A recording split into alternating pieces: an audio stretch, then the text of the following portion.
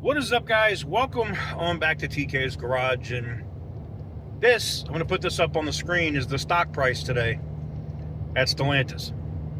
Under $9.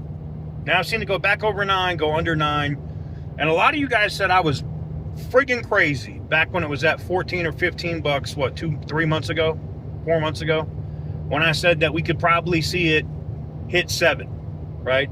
I said it would probably get down to about $7. And y'all said, no way it gets down to $7. It's not going to happen. Well, it's almost near mid-8s right now. And I got to be honest, if this event, if Roadkill Nights, which happens next week, isn't huge, if the revival of the TRX isn't huge,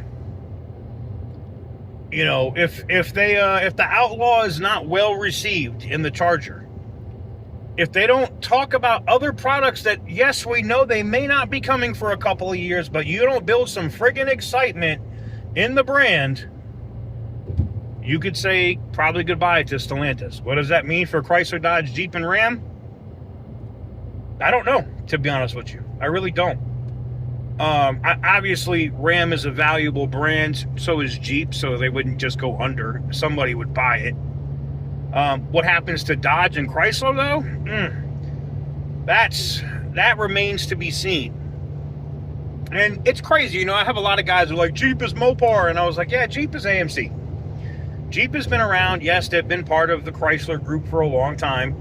You know, Jeep and Eagle was when they came in, right? But I could see Jeep end up eventually maybe getting split off.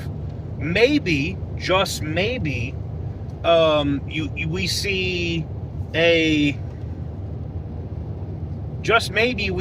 a Ram, Dodge, Chrysler merged all back together, and it's just Chrysler or Dodge, right? Or maybe it's Chrysler Dodge, and Ram goes away too, and it goes back to being Dodge Rams.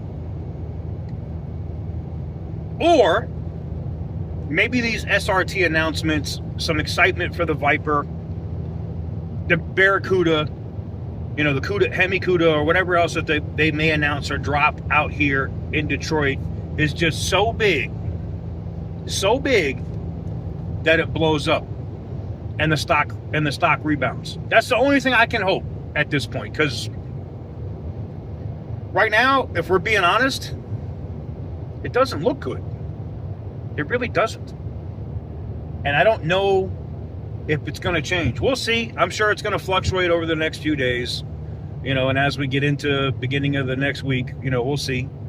But it's got to rebound, and they got to do some. And I know it's bad because they just put out the numbers and they lost $2-something billion in the first half.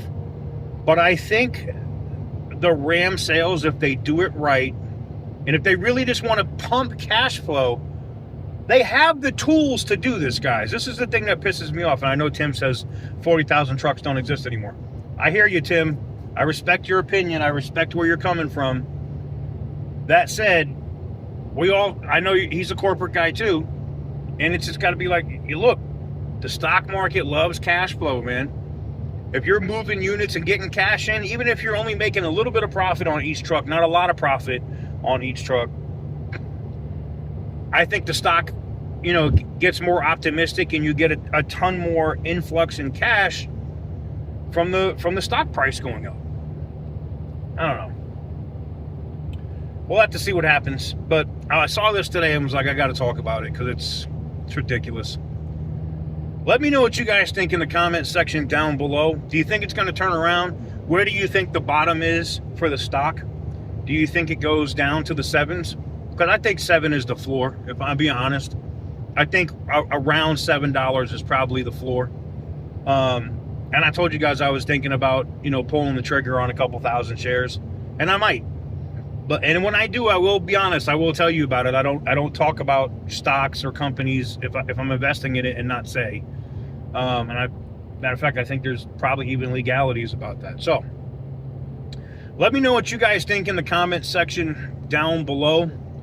Give the video a big thumbs up if you like what I do. Hit the subscribe button if you haven't already.